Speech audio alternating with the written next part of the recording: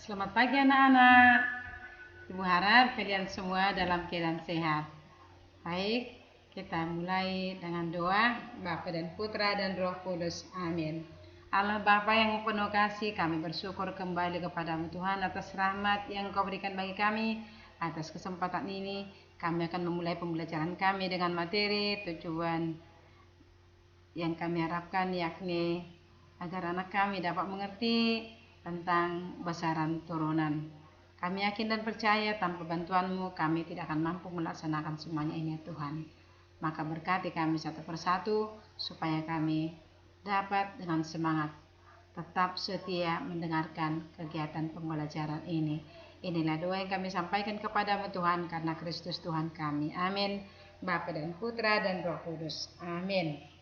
Anak-anak kami sekalian, kemarin kita sudah membahas tentang besaran di dalam fisika yang terdiri atas besaran pokok, besaran turunan, besaran vektor, dan besaran skalar. Maka salah satu dari 4 yang kita sebut tadi adalah besaran turunan. Anak didik kami sekalian, apa yang dimaksud dengan besaran turunan itu sebenarnya? Besaran turunan adalah besaran-besaran yang diturunkan dari besaran pokok. Baik, yang mana sajakah yang termasuk ke dalam kelompok besaran turunan? Antara lain, 1 luas, yang kedua volume, ketiga konsentrasi larutan, keempat laju pertumbuhan, dan kelima adalah kecepatan. Anak kami sekalian, kita akan membahas 2 poin untuk hari ini, yakni dengan pengukuran luas. Untuk benda yang teratur, pengukuran luas itu dapat diukur dengan mudah dengan memprediksi berapa sebanyak panjang meja atau dengan mengukur berapa panjang meja dan berapa lebarnya. Namun untuk benda yang tidak teratur, misalnya sehelai daun, bagaimana caranya kita dapat mengetahui berapa sebenarnya luas dari daun tersebut? Maka supaya kita mengetahuinya, bisa kita gunakan kertas milimeter sebagai alat bantunya.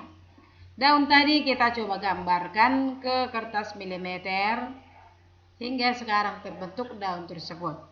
Maka langkah berikut, ukuran daun tadi kita bentuk dengan bangun ruang sesuai dengan yang ada pada kertas milimeter tersebut.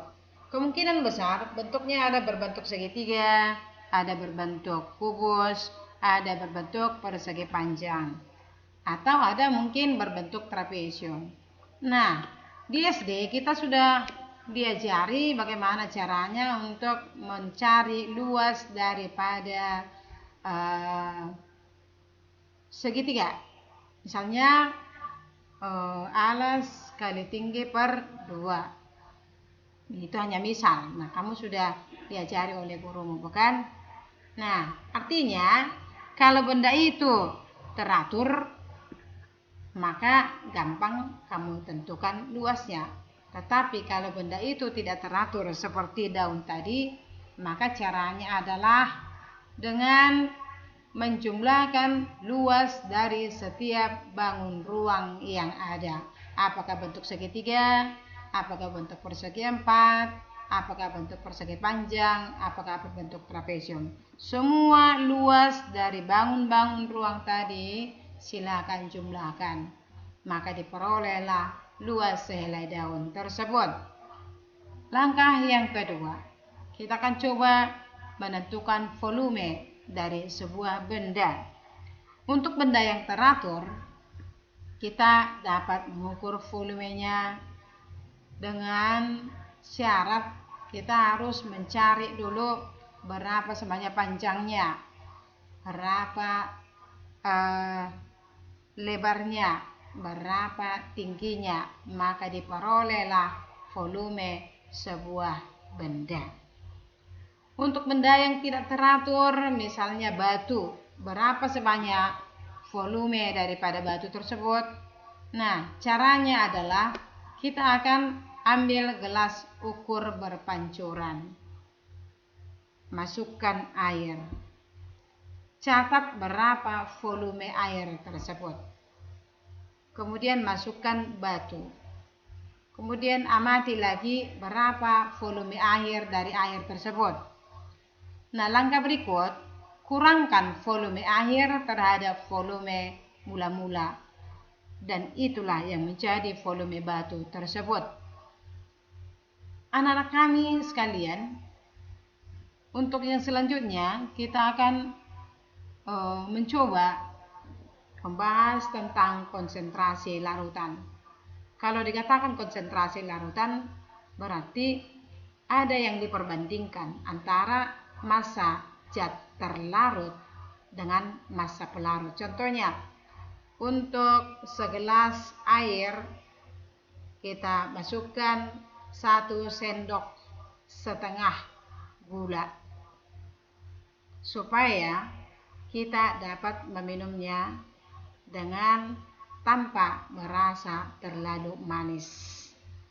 Jadi andaikan kamu masukkan 3 sendok makan gulanya untuk segelas air, pasti rasa air itu rasa manis sekali sehingga kita tidak sanggup meminumnya. Maka sekali lagi dikatakan bahwa di dalam konsentrasi larutan dibicarakan tentang nilai perbandingan massa zat terlarut dengan volume pelarut ataupun airnya. Ada perbandingan antara gula misalnya dengan air atau garam dengan air dan sebagainya itu. Untuk kali ini kita akan coba lihat laju pertumbuhan tumbuhan seperti yang ada pada biji kacang hijau. Biji kacang hijau ini kita lihat mengalami perubahan dari awal sampai akhir. Nah, jadi cara menentukannya adalah dengan mengurangi berapa sebenarnya tinggi akhir daripada tanaman terhadap tinggi mula-mula tanaman dibagi berapa hari. Kalau misalnya kita buat 5 hari, berarti tinggi terakhir 10 cm, tinggi mula-mula misalnya 2 cm, berarti 10 dikurang 2 dibagi 5 sama dengan 2 cm lah setiap hari pertambahan atau laju pertumbuhan tumbuhan tersebut. Sedangkan kecepatan itu merupakan besaran turunan yang kelima yang bisa kamu lihat. Itu diketahui dengan memperbandingkan berapa jarak tempuh suatu benda terhadap waktunya. Anak-anak sekalian, luas itu disimbolkan dengan A besar dalam satuan meter kuadrat. Volume disimbolkan dengan V besar dalam satuan meter kubik. Kemudian konsentrasi larutan dibuat dalam satuan mol per meter kubik. Laju pertumbuhan tanaman itu diukurkan dalam satuan sentimeter per hari. Sedangkan kecepatan diukurkan dalam satuan meter per sekon. Dari antara yang kita sebutkan tadi mengenai simbol daripada volume dengan simbol kecepatan adalah sama, namun berbeda di dalam huruf. Untuk volume itu V besar, untuk kecepatan simbolnya V kecil. Anak-anak kami sekalian, sampai di sini dulu pertemuan kita untuk pagi ini. Kalau ada pertanyaan, boleh nanti diajukan lewat WA Ibu. Baik, kita akhiri pertemuan kita ini dalam nama Bapa dan Putra dan Roh Kudus. Amin. Kemuliaan pada Bapa dan Putra dan Roh Kudus, seperti pada permulaan, sekarang, selalu, dan sepanjang segala abad. Amin. Dalam nama Bapa dan Putra dan Roh Kudus. Amin. Selamat pagi anak-anak.